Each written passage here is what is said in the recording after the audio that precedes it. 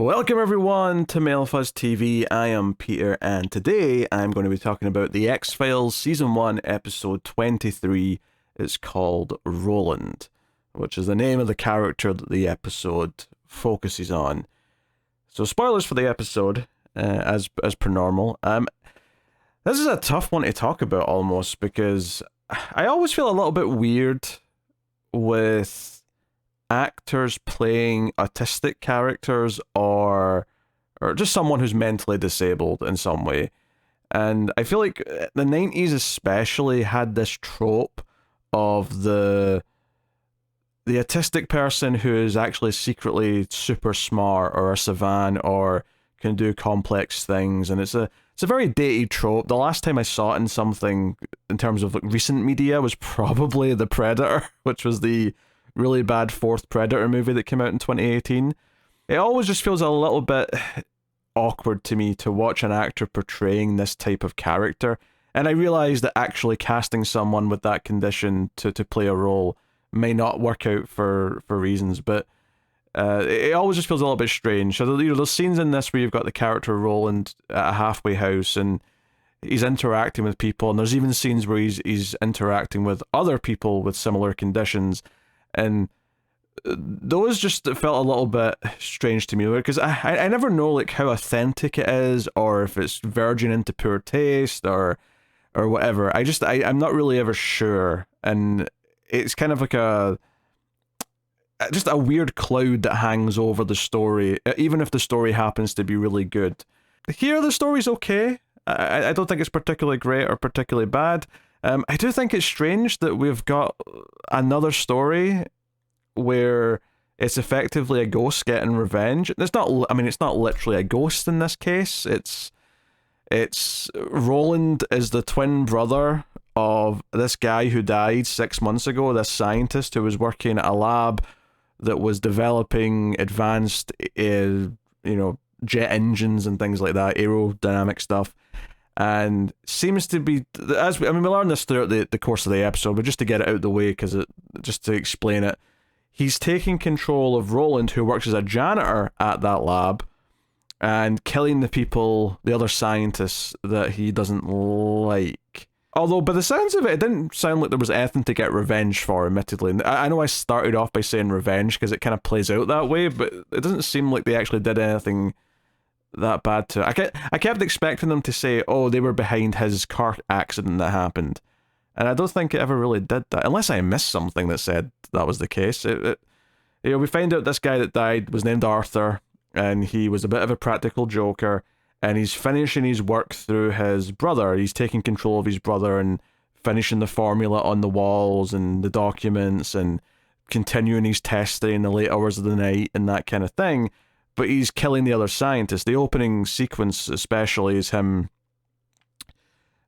trapping one of the scientists in a room. A character who sounded a lot like Sean Connery, I have to admit. I couldn't help but hear Sean Connery whenever this guy talked. But he's only in the opening scene, and then he's basically in the wind tunnel where they've got the big sort of prototype jet engine, and he gets sucked into it. You don't actually see it, of course, you just see him fly past the window going towards it, because as much as I would love to see the gory splatter of him going through the engine, X-Files isn't going to show that. And it's not the only grisly death in this scene that's more implied, but I've seen done really nasty in something else. The second person he kills later, the other scientist, he kills by sticking his head in liquid nitrogen and then smashing him on the floor, which is a kill from Jason X, which came after this, to be fair. What's funny to me is obviously they can't show the head shattering, but you do hear the sound effect. Like when he pulls the body out and he lets it drop to the ground, you hear the shattering of the head. And then I was surprised to see that you actually see little chunks of frozen flesh on the floor, and he steps on the ear. I guess they got away with that because at that point it's so frozen that it's, it barely resembles like flesh at this point. It looks more like ice cubes or whatever. So I'm guessing that's how they got through the fact that it's meant to be like PG-13ish for TV. So, that's fine. That was a fun scene. Like, I mean, I'm a fan of slasher movies. I enjoy inventive kills. Like, I'm always going to. But that's a relatively small part of the episode. A lot of this is following Roland and interacting with the girl at the same house that he's not in a relationship with. That's not quite right, but they have a chemistry. They talk to each other. They show concern for each other when one's in trouble. But it's a lot of him getting nightmares, and the nightmares are basically the directions and messages that are being given to him by his brother. And we find out that his brother was in the car accident, but he had paid previously, in the event of an accident or death, to be cryogenically frozen in the hope that one day he could be woken up when science is advanced enough to do that.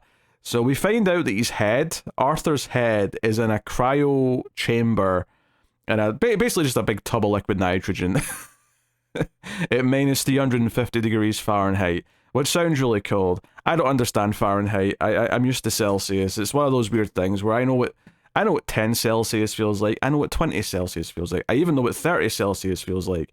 I know what 0 Celsius feels like. But someone says a number in Fahrenheit and it's like gibberish to me. I don't understand where it falls.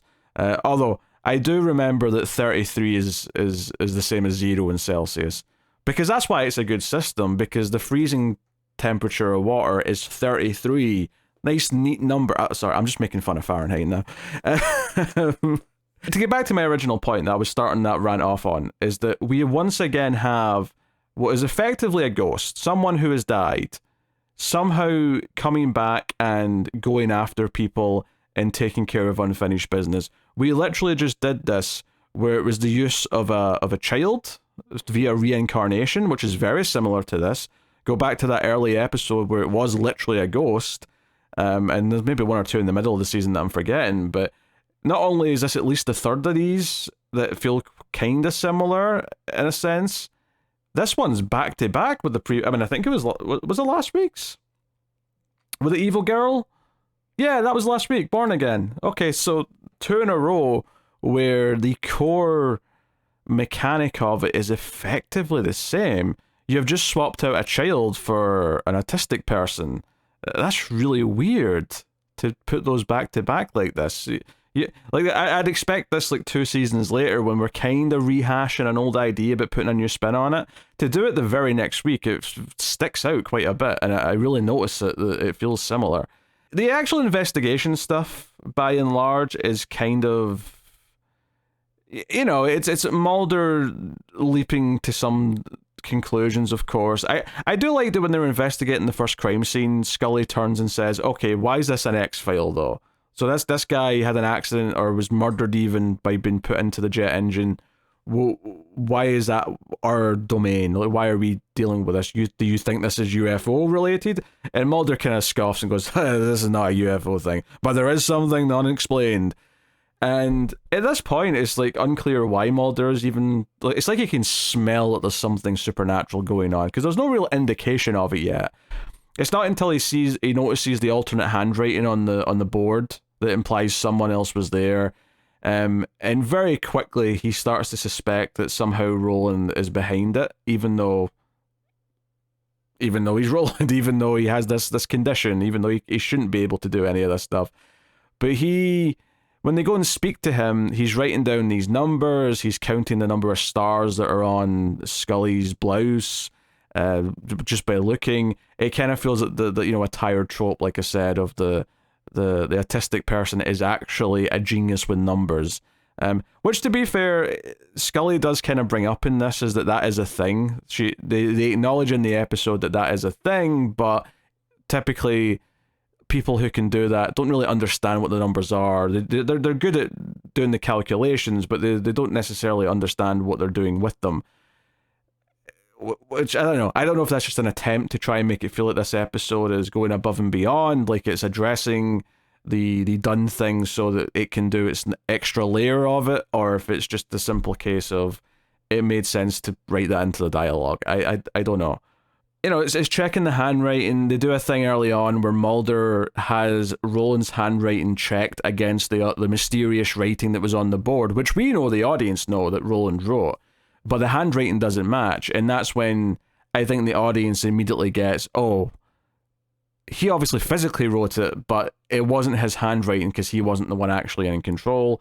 And from there, you basically kind of start to put the pieces together of where it's going. And I think it's probably a fair critique at that point that for the rest of the episode, nothing really surprising happens. Like, once you've got that hint that it's someone else controlling Roland, nothing else that comes up. The fact that it turns out to be a twin brother just feels like, yeah, of course it is. Like, there's nothing interesting about that, really. The fact that this guy wanted to finish his work, the fact that... And I guess the fact that the brother's head's in a cryo chamber is kind of a swerve. That was kind of interesting. But there's nothing really that changes or evolves the story after that point. It feels like it's going down the expected beats that you would probably think it's going to do. Although there are some weird little things, like Roland's able to go back to the lab and like work on stuff for hours, even once he's kind of technically missing because he's ran away. He goes through the window of the halfway house, and Mulder and Scully are trying to find him. So you'd assume there's like an APB out on him, and you'd assume that he's not like that. Someone would mention it if he just shows up to the lab where everyone's working. That there's still people there, maybe not in the exact rooms that he's working in, but he'd have to go past people. It just kind of feels like everything's very conveniently easy just for the rest of the plot to play out. There's like one head scientist left who kind of gives some exposition a few times in the episode, and he's the one that's in jeopardy. He's going to be sucked into the jet engine at the end, but Mulder and Scully come in. This head scientist, though, because he now believes what's going on, he's not only has he heard some stuff from Mulder and Scully, he's actually kind of spied on them a little bit by listening to some security footage. He breaks into the cryogenics place and hacks into the thermostat for the ghost guy's head and starts heating the temperature. So Arthur's actually slowly going away from that point on, and he's lucky enough that when he's the one in danger, Arthur does completely go away, and Roland is able to kind of be a little bit of a hero and kind of remember enough of what he did to like turn it off and save the guy's life. That's kind of your big moment for the end of the episode. They kind of play in the heartstrings a little bit at the end, with the girl who's at the halfway house, her saying she doesn't want him to go, and even saying that she loves him, to which she says, yeah, me too. I think it's definitely playing on the heartstrings. It wants you to feel this like just sympathy for him and the other characters around him at this house, and that's fair, but I'm not so sure the actual story makes for a particularly compelling murder mystery, or in worse yet, because it feels like it's rehashing some very similar plot ideas that we've had already this season. Most directly, the exact episode that just came before. Like, we just had this similar idea a week ago of a ghost operating through someone else for unfinished business. So I do think I'm kind of lukewarm on the episode from a premise point of view, but then you add in the autistic characters and the portrayal of those characters and just my general kind of unease of like, what are we doing here? Are we doing kind of tasteless tropes? Are we doing whatever? And it feels a little bit kind of like you add that on to the episode maybe not being that great at its core, and I think I just left feeling kind of murky about this. It's not like laughably bad or anything. It's not embarrassing or as stupid as some episodes can be and have been of the show. Like, it's had a couple of stinkers, I think that's fair to say.